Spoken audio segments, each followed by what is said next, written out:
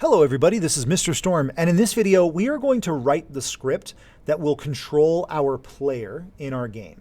Now luckily Godot has a pretty good default 3D character controller script that we can use, but we need to modify it. But before we do any of that, let's talk about our inputs, okay? We need to set up our inputs so that they work properly for this game. So we're going to go to Project Settings, and in here, we're going to create some new actions. We need to create a left action, a right action, an up action, down action, and quit. Okay, so these actions are going to be tied to specific keys on our keyboard. For example, the left is going to be tied to A, the A key. Right is going to be tied to the D key, up to the W, down to the S, and quit to the escape key. Quit is going to allow us to quit our game whenever we run the project. The reason why we want to do that is because when we start our game, we are going to be capturing our mouse input, basically making sure that our mouse cursor stays contained within the game window. And so we're not going to be able to click the X to close our project. So we need to program in a way to quit the game right from here. So escape is going to be our quit game button. So once we have those set up, let's go and create a new script on our player. So I'm going to select the player object and select plus script. Now notice that the template, character body 3D basic movement, it's already there. Let's keep that because we don't want to reproduce a ton of this code. We'll keep this code. So let's click create. And we already have a pretty good character controller script. Let's test it out. Let's see what it already can do. Let's save all scenes. Let's go to our prototype and let's instantiate a version of our player.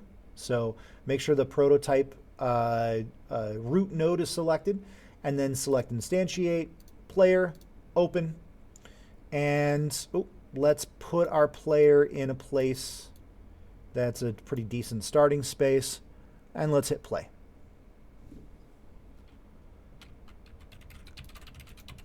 Nothing's happening. The jump works, but nothing else. The camera is directly behind the player, which is not great. We can't rotate the camera yet. We can't even move yet. So let's fix some of these problems. First, let's go to script, and let's take a look at what we have. Well, our movement, so it looks like our movement speed is a constant. Our jump velocity is a constant. We have the physics process delta function. That's the only function in our game right now. We're checking to make sure that we're not on the floor. If we're not on the floor, then we're going to add gravity to our character. That's good. That's standard.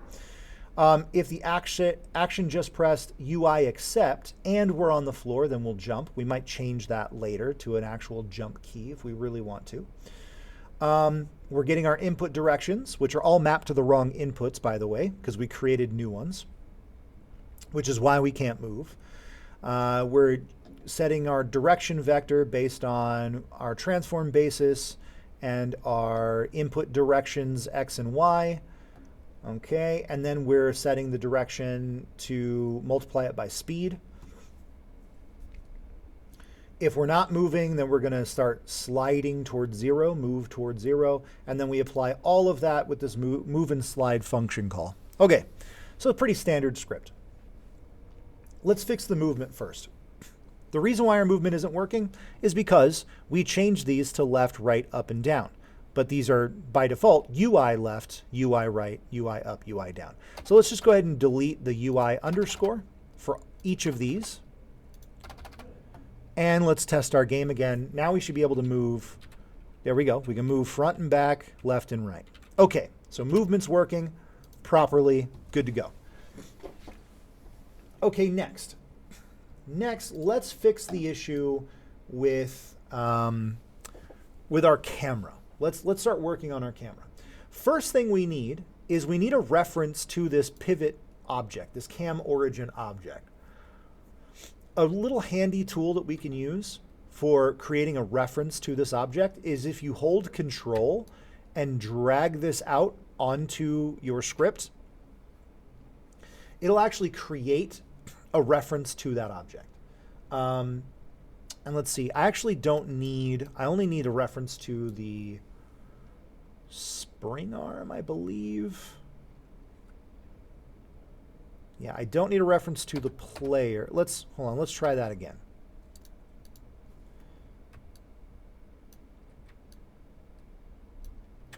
That's what I need. So I need the spring arm. So on ready var cam origin spring arm 3D equals cam origin. Perfect. So let's actually change. I don't want this to be cam origin. Let's just call it pivot. There's no real reason to change it there, but I'm going to do it anyway. We also want a sensitivity variable. This sensitivity is going to handle how sensitive the mouse movement is. And we want to have the option of changing that without coming into the script later on. So we're going to type export var. We'll say sense for sensitivity. And we'll set it to 0.5 to begin. OK, perfect. So now we have the variables that we need for this. We need to capture our mouse cursor in the screen as soon as the game starts. So let's create a ready function. And inside this ready function, let's set our input dot mouse mode equal to input dot mouse mode captured. That's going to capture our mouse so that our mouse can't leave the game screen. Okay. Once we've done that, let's now program a way for us to quit the game. So in here, inside of our function, or our physics process delta function, let's create another if statement that says if input.is action just pressed. And the action we're looking for is quit. So if we press the quit option, then we want to get tree.quit. Okay, so that way it'll quit the game if we press the quit. Okay, perfect. Let's go ahead and test it while we're here. So notice that my cursor is now gone. Okay, my cursor is gone. And I can't, if I click anything, it doesn't do anything. There's nothing for me to click. Okay, if I hit escape, it quits the game. So that's what we need. All right, so let's write the function that's going to rotate our camera around whenever we rotate our mouse or when we move our mouse. Let's write it under here. So this is going to be an input function. So let's create it as a function, underscore input event. Okay. So basically this function is going to call whenever there's any kind of input event.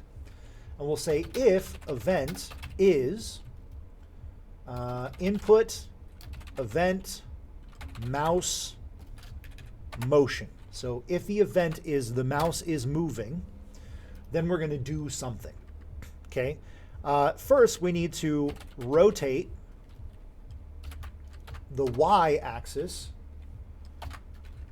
And the rotation needs to be, so in rotation, we usually use degrees to radians whenever we're rotating in 3D space. So let's do that. Deg to rad. And it's going to be minus the event dot relative dot x. And let's multiply that by the sensitivity. So this is going to rotate the mouse. Or let's just see what that does. That might actually be a better way to show you. So notice that as I'm rotating, or as I'm moving my mouse, it's rotating the entire character. Okay, left and right. That's what we're looking for. We don't have up and down movement yet, but we already, with that little bit of code, we now have left and right movement. Okay, perfect. Let's handle up and down.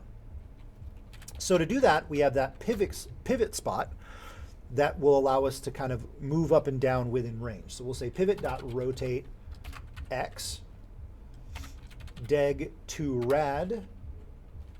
This is also going to be negative event dot relative dot y.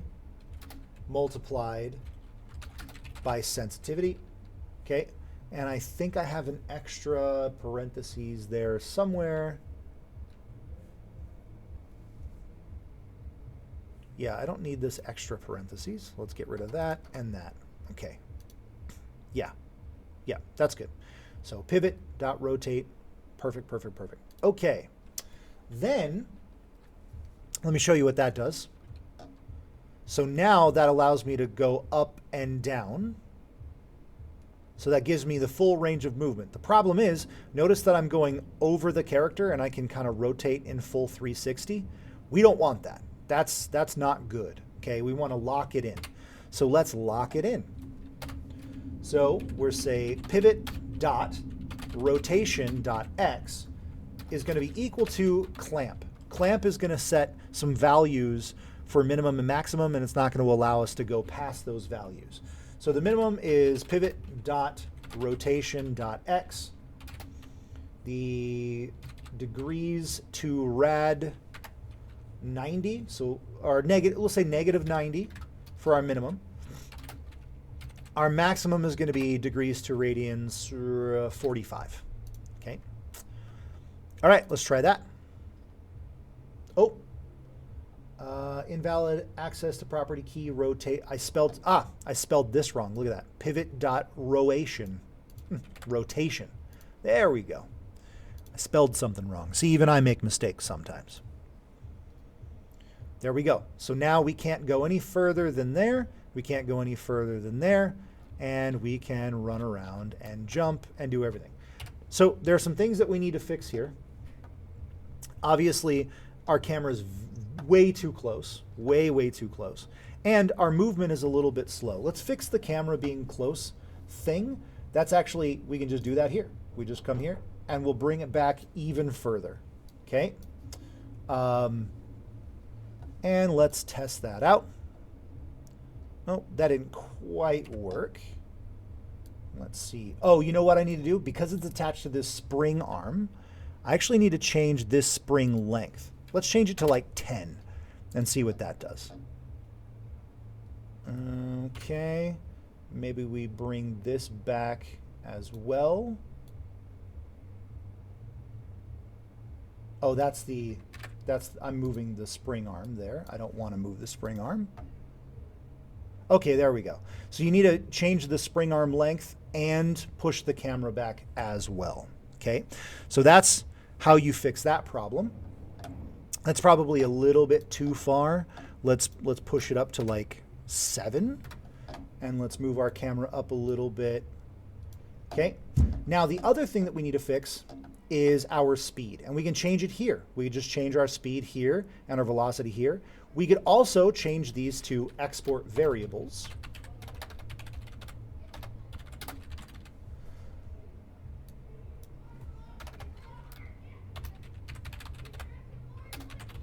Now, whenever we select our player, we can change our speed here. I'm going to change my speed to 8 and my jump velocity to, I don't know, 7. Let's test that out and see if that feels nice. Okay, so speed feels good. Jump velocity feels kind of good. Now the jump is a bit floaty, but I'm kind of okay with that. We can fix that another time if we want, but at this point, we have a fully functioning character controller. Perfect. All right. Hopefully this wasn't too complicated. Hopefully you followed along. Next time we will get into building more of this game. Thanks for paying attention, and I'll see you next time.